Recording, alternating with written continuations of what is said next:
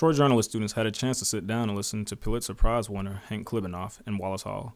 He was answering one-on-one questions with students and telling them stories about when he first became a journalist. You know, I really want people to be curious and feel free to ask questions. And that's their job as journalists, is to ask a lot of questions and to expect answers and sometimes to demand answers.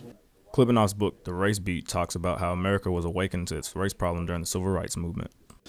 There was no single story that was most significant. It's just a multitude of stories that I hope add up to an important, insight into the history of the relationship between the media, the news media that covered civil rights and the movement and the nation's understanding of what was going on. Faculty thought that Klibanoff gave out some important information to students that were aspiring to become journalists. Seek the truth, no matter how hard someone's trying to push you away from it, to dig down and figure out what the real story is, and then not be afraid to tell that story. I think that's the biggest lesson that students can learn from today. Klibanoff also mentioned how Alabama played an important role in the civil rights movement. The Montgomery bus boycott was, massively important, and coming as it did, within just 3 weeks or a little more than 3 weeks after the trial of the men who were accused of killing Emmett Till, and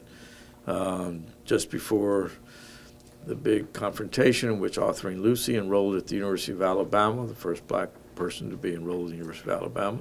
All three of those in a very tight time frame were hugely important, and two of those happened in Alabama. Jalen Bivens, TrojanVision News.